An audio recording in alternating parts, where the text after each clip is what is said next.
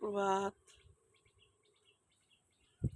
প্রতিদিনের মতো আজও চলে এলাম সকালে তোমাদের কাছে। তারাপীঠ আমাদের কাছে এক তীর্থস্থান। এই তারাপীঠকে শক্তিপীঠ বা সিদ্ধপীঠ নামেই পরিচিত। এই তারাপীঠে প্রথম বশিষ্ঠদেব সিদ্ধি লাভ করেছিল, তাই এটা সিদ্ধপীঠ নামে পরিচিত।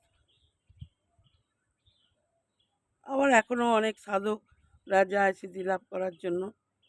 এই তারাপীঠ মন্দিরের মা তারার পূজার প্রধান পুরোহিত ছিলেন বামাচরণ, যাকে আমরা বামাকাবা নামে জানি। এই বামাচরণ ওই মন্দিরে পূজা করতেন, আর তার সঙ্গে থাকতেন তার কতগুলো শিষ্য, আর ছিল কতগুলো কুকুর। এই মন্দিরের সদস্য ছিল। এইভাবেই থাকে। সেই কুকুরদের মধ্যে একটা কুকুর ছিল বিশেষ ধরনের। তার গায়ের রং ছিল খুব কালো, আর চোখগুলো কালো। আকারেও সে অনেক বড়, দেশি কুকুর যেরকম হয় তার থেকে অনেক বড়। এই কুকুর সবসময় বামাচরণের পায়ে পায়ে ঘুরে বেড়াত। আর এই কুকুর কে ছিল বামাচরণ কিন্তু জানতেন। এই কুকুরই ছিল তার কষ্টি পাথর। এই কুকুরকে দিয়েই তিনি সব কিছু পরীক্ষা করাতেন। একদিন তিনি তার শিষ্যদের আর কুকুরদের নিয়ে শ্বেত শিমুল গাছের তলায় যখন বসে আছেন, সেই সময় দুই ব্যক্তি আসে অনেক মিষ্টি ফল নিয়ে। বাবাকে বলেন, বাবা এগুলো আপনার জন্য এনেছি, আপনি আহার করুন। সেই সময় বামাচরণ সেই কুকুরকে ইঙ্গিত করে। কুকুর সেই মিষ্টি ফলের কাছে গিয়ে শুকে চলে আসে, মুখও দেয় না। এই দেখে বামাচরণ রেগে গিয়ে একটা মরার যে পোড়া কাঠ হয়, সেই কাঠ নিয়ে এসে ওই মিষ্টির হাঁড়ি ভেঙে দিয়ে সব ছুঁড়ে ফেলে দিয়েছিল। আর বলেছিল, যেদিন ভক্তি করে আমাকে দিতে আসবি সেদিন আমি তোদের জিনিস গ্রহণ করব। তোরা আজ ভক্তি করে দিতে আসিসনি, তোরা আমার কাছে কিছু আশায় এসেছিস, কিছু জানতে এসেছিস, আমার মুখ দিয়ে সেইটা বলবো, তোরা সেই ফল লাভ করবি, কিন্তু আমি সেটা বলবো না। তখন তারা বলল, হ্যাঁ ঠাকুর ঠিক বলেছেন, আপনার কাছে থেকে আমরা চাইতেই এসেছি। এই বলে তারা ওখান থেকে চলে যায়। তারপরে কাশ্মীরের রাজা এসেছিলেন, অনেক মোহর টাকা পয়সা নিয়ে এসেছিলেন। তখনও সেই কুকুরকে ইঙ্গিত করে, কুকুর সামনে গেল না। তখন বামদেব বলেছিলেন, রাজামশাই এখনই নিয়ে চলে যান, যেদিন আপনি ভক্তি করে আমাকে দেবেন তখন সেদিন আমি নিশ্চয়ই নেব, কিন্তু আপনি ভক্তিতে আজকে আনেননি, আপনার স্বার্থ সিদ্ধির জন্য আপনি এখানে এসেছেন।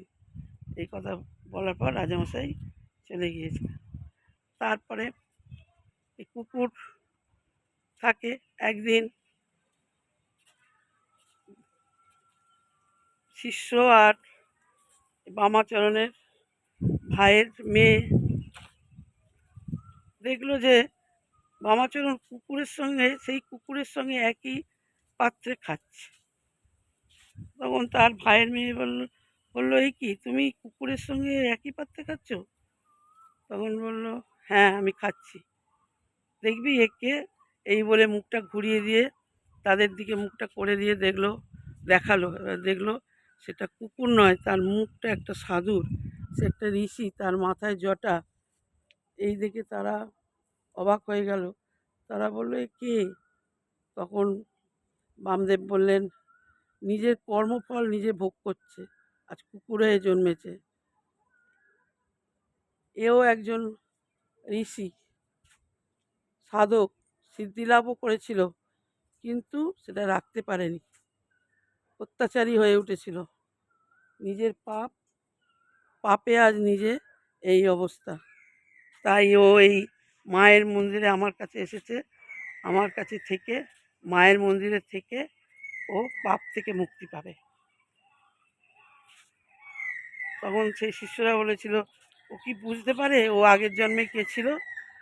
বলে, হ্যাঁ ও তো বুঝতে পারে, এবং যতটুকু বুঝতে পারে তাতে ওর পাপ ক্ষয় হচ্ছে।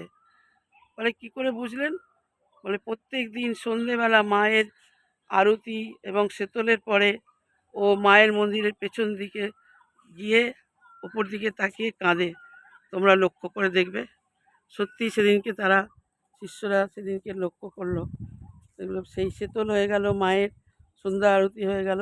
তারপরে সেই কুকুর মায়ের মন্দিরের পেছন দিকে গিয়ে ওপর দিকে তাকিয়ে কান্না শুরু করলো। তার কান্নার আওয়াজ পেল সবাই।